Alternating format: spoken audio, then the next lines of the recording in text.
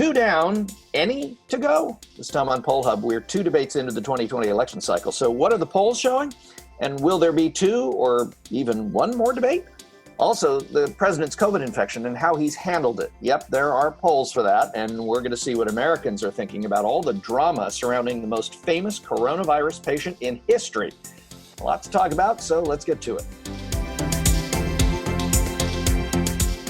And hi, everybody. Welcome to Poll Hub. I'm Jay DeDapper, Director of Innovation here at the Marist Poll. And I'm Barbara Carvalho, Director of the Marist Poll. And I'm Lee Miringoff, Director of the Marist College Institute for Public Opinion. As we gather here today, we are about one full week since the President of the United States, in a tweet, told us that he was infected with COVID-19. And since then, it's been a year.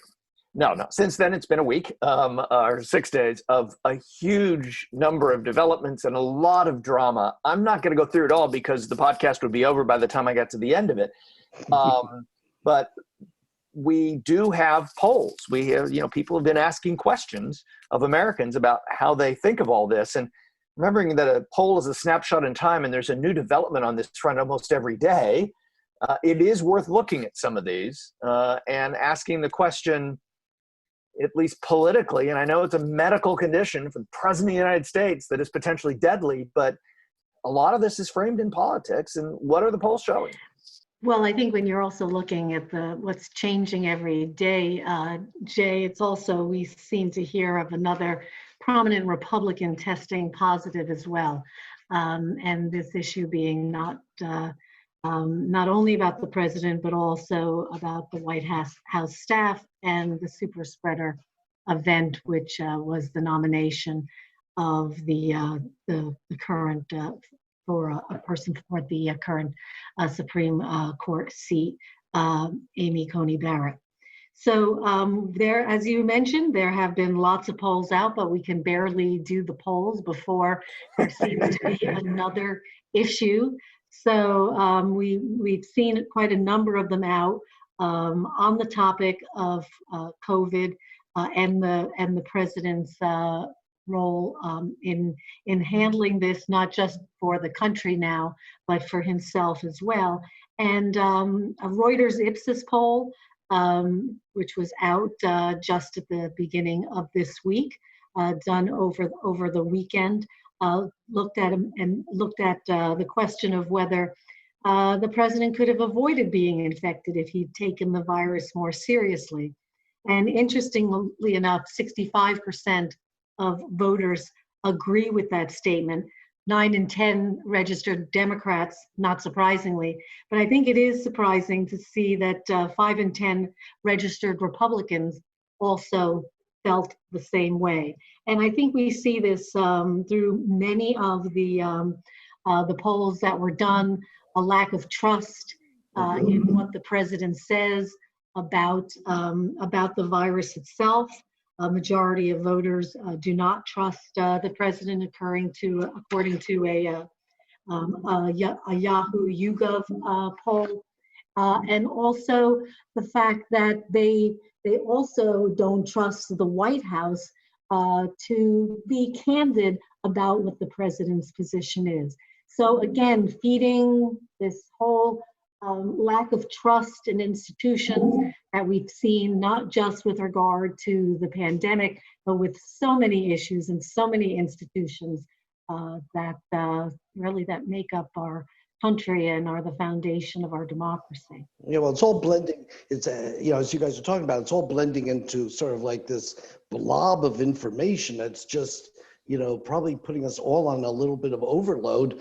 And in a sense, that's part of what Donald Trump's problem has been, is that this is, too much drama at this point. And I think people are getting fatigued by the whole daily whirlwind of activity. But here's the thing about COVID that I think is important from a political standpoint.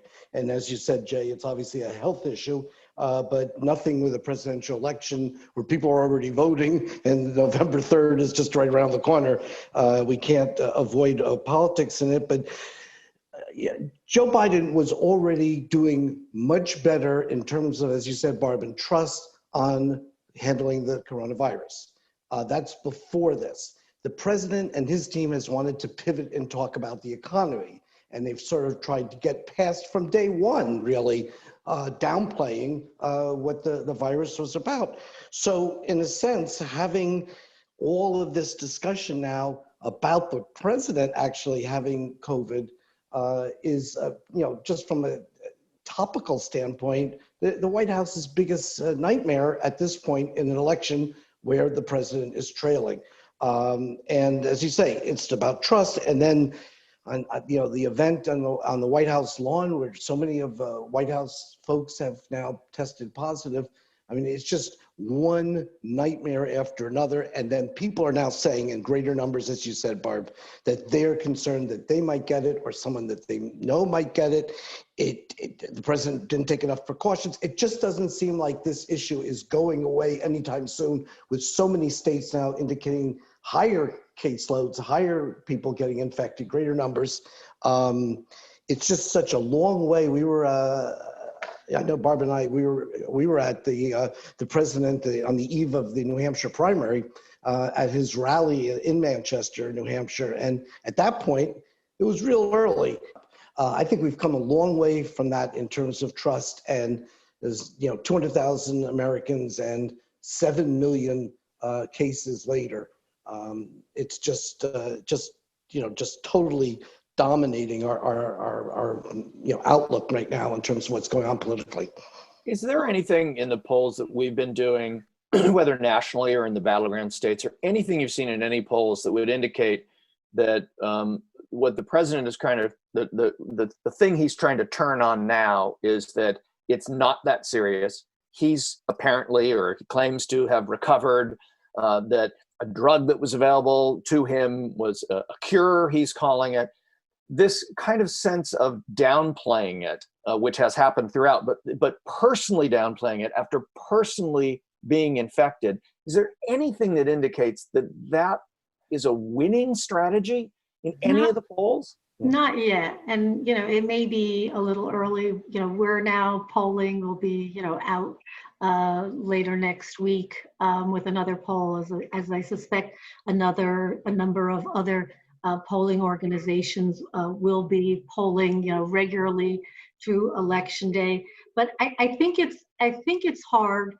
Certainly, that argument that the president has been making resonates with his base, and resonates in particular with people who don't know someone who has had COVID or haven't had personal experience, of which many people among his base are in that group.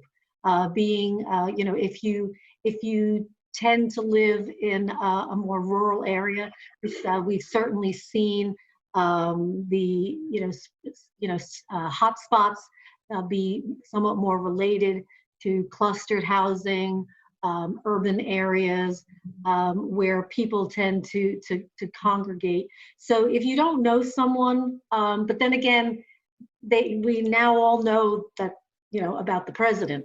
So I don't know whether that's going to keep people from make people feel better about this. I know that a couple of things we do see in the polls. One is that more people are worried about becoming infected. We also see that the president's support is certainly not as strong among people age 65 or older. And more concerned about healthcare. Well, they're more concerned about healthcare, and they also tend to be more in the risk group for getting COVID. So I think the combination of those two things, we'll have to see if the president's now personal experience and the fact that he feels that he has been cured with this with this experimental drug and the steroids that he's been given, and see how that really resonates. Yeah. But right now, no. Barb, I want to go in a slightly different direction from Jay's question, and that is, I think this is exactly what the problem the president has. With talking about he got a cure, a lot of people don't think they would have had access to the kind of health care that he got. One. Two, he flip-flopped on whether there's going to be an aid package now available. And this is all in the last couple of days. Whether he would support, the White House would come to bat for people who are facing unemployment and rent and medical cares and all that. And so I think that's, again, a lack of sensitivity on his part. And then also, I think the photo with him taking the mask off on returning to the White House was, for his base, might have looked like he wasn't going to let this rattle him. But I think for way more than a majority of the country, this sort of just looked like a tone deaf kind of thing for someone who had just gone through what he went through. So I just think politically it's just a disaster. Before we move to the debate, I just wanted to say one other thing. We've done a series of focus groups where we've been asking voters in battleground states. And one of the things that struck me when we were talking to persuadable voters in some of these battleground states is we talked extensively about COVID and the president's reaction to it. This was before he was infected. But one of the things that we heard repeatedly from the people who were kind of the strongest Trump supporters, even though they're on the fence, they felt like they wanted to support him, was when you asked them about COVID and his response, they said, well, he did the best he could. And I think that was a legitimate response. I mean, it is a legitimate response. I think you could make that argument legitimately, looking at all the facts and not be called, a crazy person. I wonder if that argument with them still holds after these last 6 days, that he did the best he could given the situation at the time and what we've just seen, doing the best with the given situation. I just wonder if that is going to change, if we were able to talk to those people again, if they'd say the same thing. So. Yeah, it's funny you're saying the best he could, and I know that a lot of Biden supporters are saying he's good enough, meaning Joe Biden is. So I think we're lowering the bar a little bit, and people are willing to accept the best thing they have going. One quick question on this before we move on to the debates: what do you think about the impact on the Senate races and how the president's weakness in the polls is affecting some of these Senate candidates who might be in vulnerable seats on the Republican side in terms of debates and their campaigns? I don't know, any feelings on those? It seems to me that in a year like this, what we've seen in the past in other potentially wave elections is that the Senate seats break in the same direction as the presidency. Mm-hmm.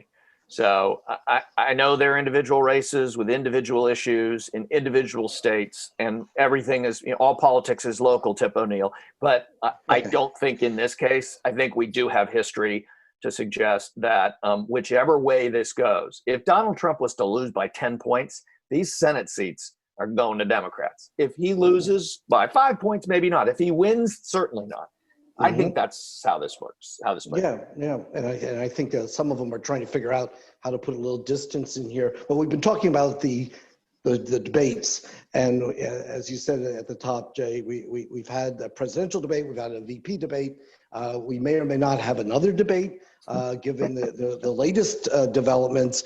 Let's just lay the groundwork here, because we have no idea. By the time this is edited and out, which is a very short turnaround, this story could have changed 8 times. As we sit here right now, the president is not going to go to the second presidential debate, because the commission said it was going to be remote. It's basically going to be a Zoom call, and he's not going to do it. But for now, anyway, go ahead. I must say, I thought one of his reactions tweeting was somewhat priceless. The debates that are virtual would be on computers, and they could cut you off whenever they want. So let's talk about the first debate about people cutting you off whenever they want, I guess. Or not. I guess sometimes moderators have that. So what about the first debate, and then we can talk about the VP? I'm gonna stick to the polls, and what was interesting is that the debate polls were barely out when we were turning things around on the president's medical diagnosis. But the president didn't do himself very much good in the first debate. Most of the polls, do point to Americans, discontent and disapproval of the intensity of the debate, how disruptive the debate was.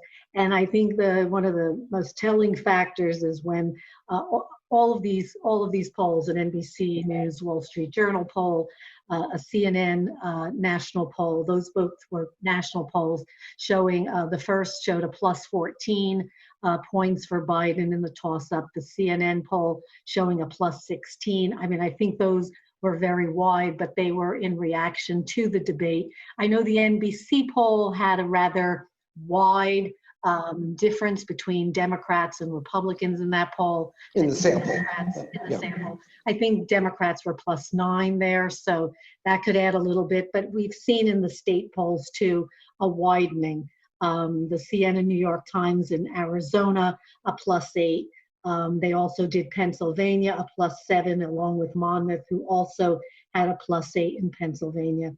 So, and also a plus 5 in Florida. So those are all the key states. We saw an enormous widening of the race after the debate, and I think that's probably the most telling, indicator of, of what Americans thought about that debate. And many, many, many Americans tuned in, hoping to get informed about the issues, perhaps to also root for their side.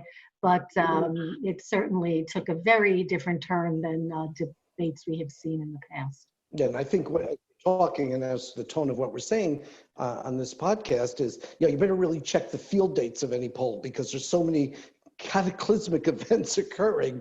I don't know if they're really changing the trajectory of this race, but they're sort of making it a little wider right now for Joe Biden as the challenger, and I think that that's something to keep an eye on. Just the field dates. When were they in the field? Was it after the first debate? Yes. Was it before or after the president's getting sick? Depends. And then, of course, now we have the second vice presidential debate, which was an event all unto itself. So yeah, let's talk about that real quick, because that just happened. I think the first presidential debate, for all of the fire and heat that it came from it, the diagnosis of the president with COVID, we stopped talking about the debate very quickly. And so I think whatever impressions people had were baked in, and then further baked in by the SNL cold open on Saturday night that kind of baked in what we thought about the debate. What about the VP debate? As we sit here today, nothing's baked in. It only happened less than 24 hours ago. Can it change the trajectory? Can anything change the trajectory is probably a better question, but can it change the trajectory? Well, the numbers again, do anybody any good? Yeah, Jay, the numbers, the immediate poll reaction, the immediate polls that were taken in reaction to the debate, which sometimes aren't as, when things bake in as much, did show that men broke about even, but that women were 2-to-1 in Kamala Harris's favor in terms of handling the debate. And I notice as we're talking, there's a little black speck on my screen as we're looking remotely on everybody. But in this case, when I move my head, the speck stays where it is. So it's not going to make a fly joke, are you? Well, do you see the speck that I see, or no, you don't? Barb, I think it's time for you to do a Kamala Harris here and tell them that you're speaking. Thank you, Mr. DeDapper. Lee and I were chatting with some Marist alumni and friends of the college. That was fun. The night before the vice presidential debate. And, one of the folks asked us, is there anything that can actually shock voters this time? In other words, somehow change the trajectory of this race, or is it all just about mobilization? So your thoughts? Well, I would just say, October surprise, would be. But can we? I mean, can we really? Would be a quiet day. Will people? Surprised about what? Yeah. I think we've passed that. Lee, that's my question. Yeah. Is there literally anything that could change the course of this race right now? Because we have not seen movement. Essentially, no pollster has seen any movement over any period of time. I mean, you do it on a day-to-day basis, but if you look over a monthly period of time, there has been essentially no change. No change, no. All year. Well, I think one of the things that I look at is, in addition to the questions we ask about the race and the matchup. We also ask about how people are going to vote, when they're going to vote, and their thoughts, about voting.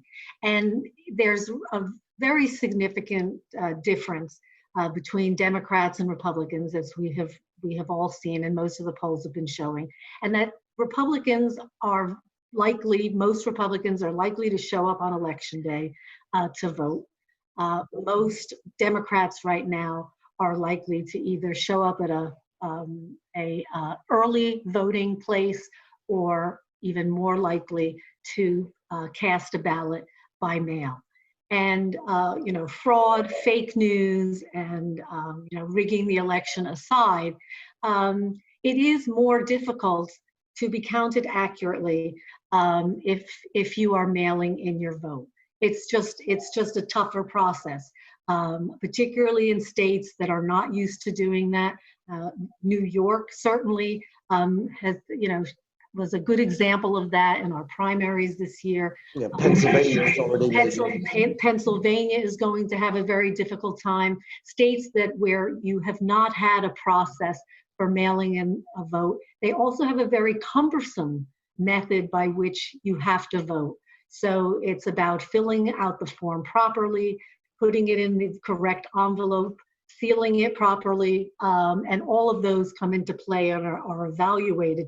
Whereas if someone just shows up to vote, they have a much greater likelihood of that casting that ballot and having that ballot counted quickly and accurately. Yep. So it's not that there's necessarily a rigged problem or there's intentional fraud, but the structure of voting, the process of voting, is a difficult one that some of the states will not be very well prepared to do because of the pandemic and the fact that people are changing the means by which they intend to vote. Yeah. And I guess to answer your question, Jay, I would go down the line of saying, any more surprises? Well, let us assume that the health of all the candidates stays pretty much the way it is. Yeah, that would be the one I would say is the wild card, but let's not go there. Yeah, we're not going to go there. But, I think that's what we've seen, how fragile things can be. Just before we leave, though, a little bit more reaction to the two vice presidential candidates and the more recent debate, and then maybe talk about what's going on for the future. But any takeaways from the Harris? Well, I'm a fan of Susan Page. I think moderators right now are in an impossible position. Yeah. I don't think it's really up to them to force candidates to answer the question that they've asked. Mm-hmm. I thought that she was incredibly professional. She was very fair in terms of having to keep the vice president to time. I don't quite get the talking past time and kind of filibustering the debate. It actually kind of confuses me. So I thought that was odd. Certainly it was a much more substantive debate by both of the candidates, even if they didn't answer the questions that were asked. And I thought Kamala Harris actually accomplished what she really had to do, which was introduce herself to a broad audience of the American people, American voters, tell them her biography, and your experience. Basically show that she was committed to supporting the presidential candidate who chose her. So Lee, here's the deal. Trump supporters that are voting for Trump love Trump. People who are voting for Biden in general, they hate Trump. Whether they like Biden or not, they hate Trump. I don't think that this debate changes that in any way, shape, or form. If everything else that's happened has not changed the trajectory of this race, that very normal, which is a good word right now, debate, absolutely, I don't think changed a thing. No, and I do, and I agree with you, and I agree with Barb. I mean, Chris Wallace and Susan Page. I mean, different style and how they wanted to handle it. But you can't get the candidates to respond if they don't choose to, and you And can. they're both consummate professionals. Yeah, They and know so their craft. yeah, so I think that they did what the candidates did what they wanted to do, and they didn't have any, like you said, second debate VP. We did get answers; they just didn't happen to match up to the particular questions. But you could re-edit everything and change the questions, and probably get a more give and take. Or you could play game of concentration too, where you try and remember where that could work too. Yes. Anyway. Well, I'm sure we will have a lot more to talk about next time, but that will do it for this edition of Poll Hub. Poll Hub is a production of the Marist Poll at Marist College in Poughkeepsie, New York. Thank you to Mary Griffith, our executive producer, Casey Schaff, our editor, and a special thank you to Amelia Morell, who pitched in a little extra while Mary was at a conference honing her skills for doing focus groups in the future. So thank you, Amelia, for keeping us on track and counting us down. Also, thanks to Leo Ruiz, Madeline Jones, and Marcello Bettman, our production assistants. And to the Roper Center Archives, we like to look at debates in the past and see if they made a big impact. It helps us better understand what's going on with how these debates might or might not change the trajectory. But they provide lots of survey questions and lots of results over time, and we, rely on them to kind of guide us through some of this. And questions or comments or anything you would like to know, let us know. Best way to do that's on social media. You can find us at Marist Poll on Twitter, Marist Poll on Facebook and Instagram. If you want to learn more about polling and a lot of the stuff we talk about, Online Academy. We talked about it before. Go to our website. It's a tab on our website called the Marist Poll Academy. It's visual, engaging. It's like we always like to say, like it's a Crazy Eddie commercial. And it's free! I dated myself with the Crazy Eddie reference, but what? You sure did. And finally, if you like what you hear on Poll Hub, please consider leaving a review on the podcasting app of your choice. Positive reviews help other people find us. And so if you like the podcast, it's a great way to let other people know about it without, standing on street corners and shouting, "Go Poll Hub!"